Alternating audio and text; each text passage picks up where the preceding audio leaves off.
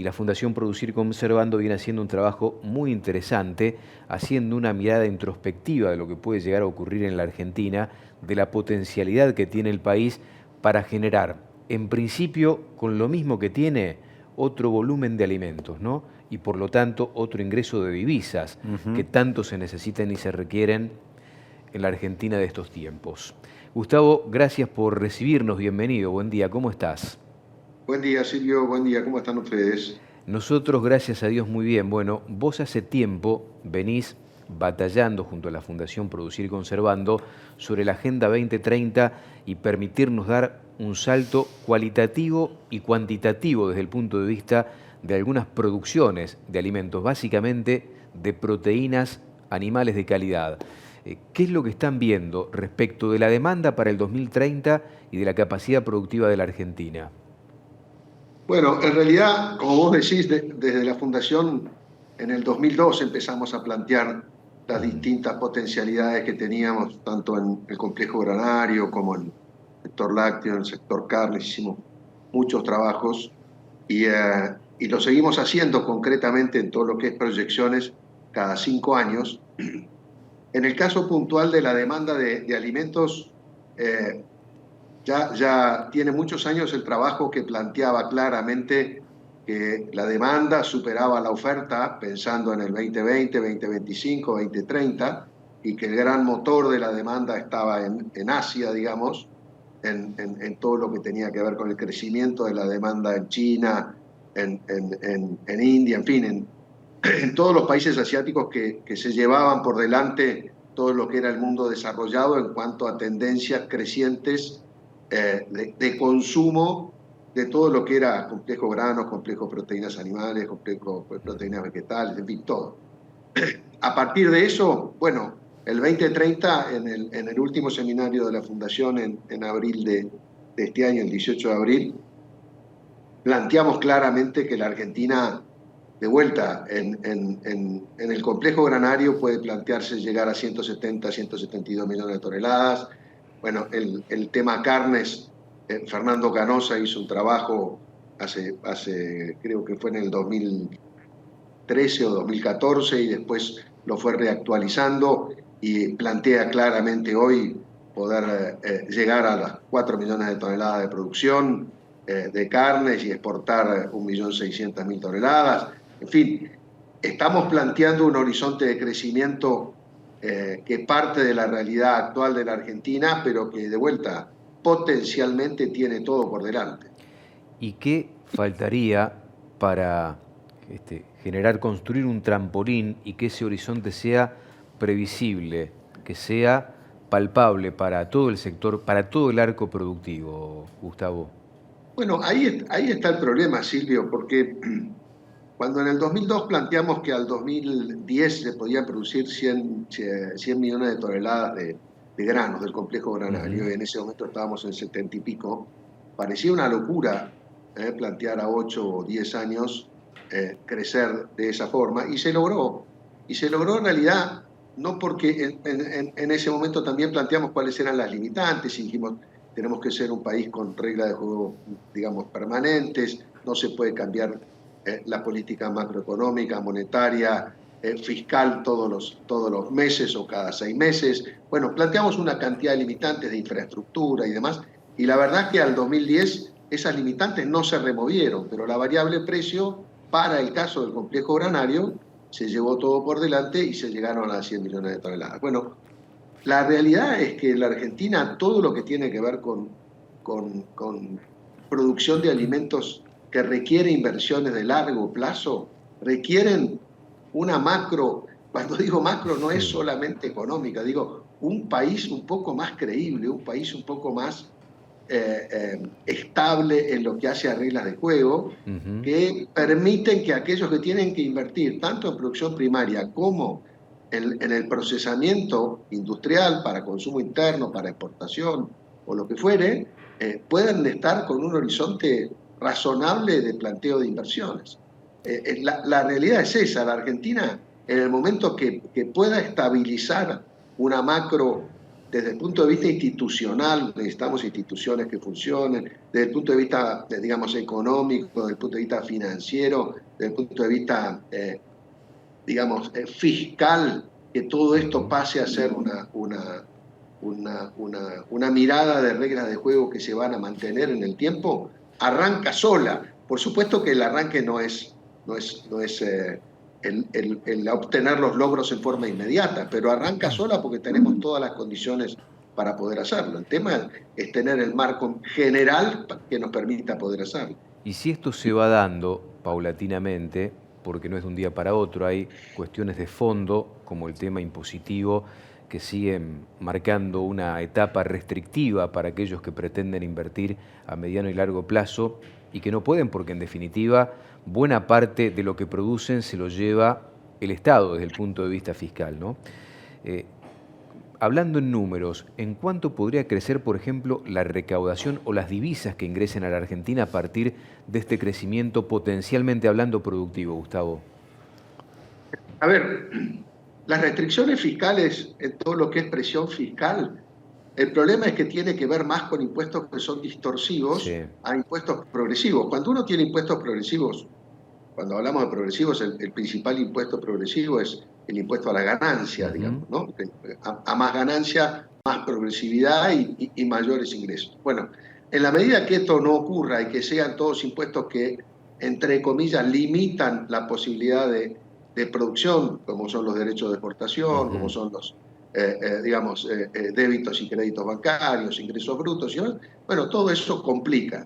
Desde la Fundación, con el doctor Juan Leach, hicimos varias propuestas de reforma fiscal, en donde se planteaba claramente cómo salir y cómo pasar de los impuestos distorsivos a los impuestos progresivos en forma gradual. Bueno, eso es totalmente posible. Ahora, el financiamiento tiene que venir, digamos, por ese lado. El aumento de divisas por exportación. Ahora, leía el otro día una publicación en donde se hablaba de que los derechos de exportación del complejo granario habían generado en los últimos 20 años algo parecido a 160 o 170 mil millones de dólares que habían pasado, digamos, no habían pasado por el sector primario y habían pasado, digamos, al fisco. Bueno, la realidad es esa. Hoy por hoy, estos impuestos distorsivos generan un enorme ruido, eso en 20 y pico de años, ¿no? Desde que fueron reinstaurados en el 2002. Pero la realidad es que el financiamiento del Estado, cuando se hace sobre la base de impuestos distorsivos, como es en este caso, todo lo que tiene que ver con los derechos de exportación, vuelvo a insistir, no es el único, es uno de los más pesados, pero tiene mucho que ver ingresos brutos, tiene mucho que ver débitos y créditos bancarios, tiene mucho que ver las posiciones de IVA que no se pueden recuperar y no pueden ir a cuenta de otros impuestos. Bueno, la medida que todo eso se soluciona o empieza a plantearse una vía de solución, bueno, volvemos a lo mismo, Silvio. Esto arranca porque la decisión productiva y la tecnología está. El tema es que tiene que haber un ámbito de negocio más creíble en las actividades de mediano y largo plazo. Fíjate vos la lechería. La lechería creció enormemente en la década del 90, en un momento de estabilidad económica, y después se estabilizó y está estabilizada desde el 2000 a hoy, hace 20 y pico de años, que no puede salir de los 10.000, 10.500, 11.000 millones de litros anuales, cuando deberíamos estar en 16, 17, 18, digamos, con una tendencia de crecimiento como la de Uruguay o con una tendencia de crecimiento como la de países vecinos con los cuales uno se puede comparar. Bueno, eso no ocurre, y el único motivo por el cual no ocurre, no podemos comparar las potencialidades ganaderas de Argentina versus Uruguay o versus Brasil, son cosas totalmente distintas, pero desde el punto de vista potencial, la Argentina tiene un potencial enorme en todo eso, y no lo puede mostrar, no lo puede desarrollar, no lo puede poner en práctica, de vuelta, porque necesitamos construirnos en un modelo un poquito más serio, en un modelo más de largo plazo, en un modelo que tiene un rumbo distinto a esta discontinuidad de políticas de los últimos 20, 30 o 50 años. Gustavo, ¿y crees en el camino de esta administración, de esta nueva administración, para llegar a ese objetivo? Porque si bien se hablan de estos temas y de que en un futuro es la idea, quitar retenciones como uno de los impuestos más distorsivos y algunos otros. Por ahora no está en carpeta eso, o no es posible llevarlo a cabo. A ver, desde la Fundación hemos planteado que sea cual sea la administración, el camino es bastante claro. El camino es bastante claro. A mí me da la sensación, y de vuelta es una visión personal, que en este momento hay como un planteo distinto del país que se está buscando respecto a otros planteos que escuchamos en administraciones anteriores. Creo que es por primera vez estamos mirando a alguien que dice que el déficit fiscal es un problema que hay que corregirlo, y lo ha corregido en forma, digamos, un poquito traumática, pero en 6 meses ha habido una corrección realmente muy importante del déficit fiscal, y se ha mantenido firme. Ahora, estamos llenos de dificultades. Una de las dificultades, como vos decís, digamos, de los derechos de exportación no se sale de un día para otro. No se puede salir de un día para otro porque es un ingreso fiscal relevante para el país, de entre 8 y 10 mil millones solamente del complejo granario. Sumemos el resto de los complejos exportadores. Si estamos exportando, digamos, algo parecido a 35, 38 mil o 40 mil millones de dólares, bueno, los derechos de exportación suman al fisco hoy, digamos, cifras importantes. La única posibilidad de cambiar es bajando el gasto, es teniendo una política de gasto mucho más austera, y a partir de eso empezar a cambiar, digamos, gasto por menores ingresos, por cambio en los impuestos. Bueno, de los primeros que deberían, para el caso del sector agropecuario, agroindustrial, y en realidad para todo el sector exportador, no importa qué es lo que se exporte, es necesario pensar en que los derechos de exportación se eliminen gradualmente. Hicimos en su momento una propuesta a cuenta de impuesto a las ganancias, también siendo una forma de poder, entre comillas, blanquear ese 40% de informalidad que decimos siempre que hay en Argentina. Eso es una idea que se planteó en el primer proyecto de reforma fiscal. El doctor Liach planteó claramente la posibilidad de que estos derechos de exportación en forma gradual pudieran pasar a impuesto a la ganancia, digamos como anticipo de impuesto a las ganancias, con lo cual todo el mundo va a estar tentado a blanquear si es que no está funcionando con transparencia para poder aprovechar ese beneficio. Bueno, creo que sí. La respuesta concreta es: yo tengo la ilusión de que esto puede empezar a cambiar, y creo que todos debemos ser pacientes en la medida que veamos cambios positivos y que los márgenes de maniobra todavía existen, y que por otra parte se mantienen con mirada de largo plazo las condiciones y las reglas de juego, que no se cambian de una semana para otra. Gustavo, hablaste de que Argentina, desde la agroindustria, genera 38.000, 40.000 millones de dólares por año.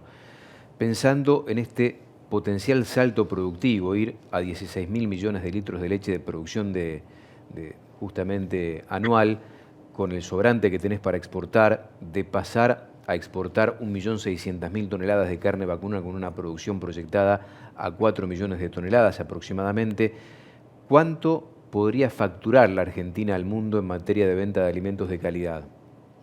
Bueno, lo que planteamos en el seminario fue que la Argentina en 2030, la zanahoria, lo planteamos casi de esta forma, un poco burda, la zanahoria son 20.000 millones de dólares de ingresos adicionales. O sea, pasar de 37, 38.000 a 58.000, 60.000 millones de dólares del complejo agrobioindustrial.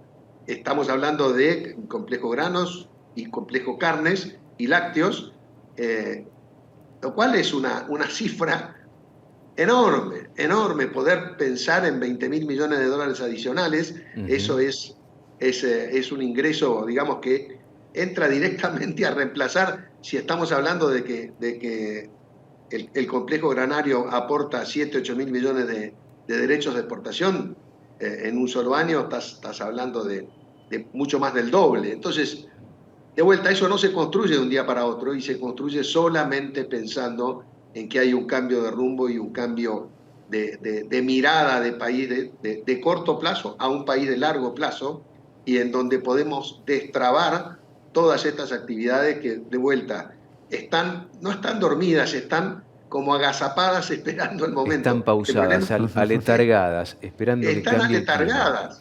Están aletargadas porque la verdad es que cuando hablamos, en el seminario hablábamos de la necesidad de pensar que a los 4 millones de toneladas de carne se llega mejorando las recrías, mejorando la oferta de pasto, mejorando las tasas de preñez, mejorando digamos, todo lo que estamos planteando, el peso promedio de faena, todo lo que se plantea el modelo ganadero y el lácteo lo mismo, y en la avicultura que ha crecido un montón, también tiene potencial de crecimiento. Bueno, esto está planteado, y está planteado hasta con números, porque justamente en la Fundación lo que queremos siempre es poner en números la realidad y la potencialidad que tenemos por delante.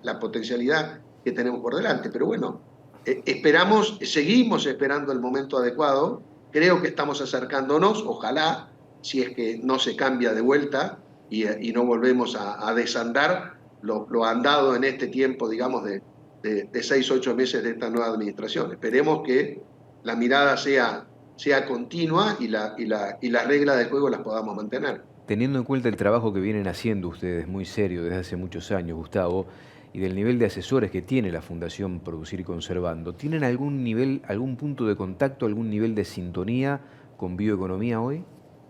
Sí. Fernando Vilela no solo es amigo nuestro, sino que Fernando ha participado en muchos seminarios de la Fundación. Con Fernando nos conocemos hace muchos años, estuvo abriendo el seminario del 18 de abril y estamos permanentemente en contacto, digamos, en la medida de que toda la información de la Fundación es pública, está en la web, están todos los trabajos, hay frecuencia mensual de información con newsletters. Tenemos llegada de forma directa, la mantenemos hace muchos años. Todos los informes de la Fundación han llegado a los distintos gobiernos, se han presentado a los distintos gobiernos, en su momento al ministro de Economía, bueno, ni hablar a los secretarios de Agricultura o al ministro de Agricultura en sus momentos, pero de vuelta, esto no pasa solamente por una decisión muchas veces de un ministerio, sino pasa por la decisión de una mirada distinta de un país que empiece a organizarse de otra forma, por lo menos digamos, con una mirada de largo plazo, que no hemos tenido, Silvio, en esto coincidimos, hace muchos años nos conocemos, coincidimos que no estamos mirando desde hace muchos años el largo plazo, estamos como subsistiendo y en algunos casos pudiendo crecer, en otros, fíjate vos que el complejo granario hace 10 años que no crece, está estabilizado. Hubo un informe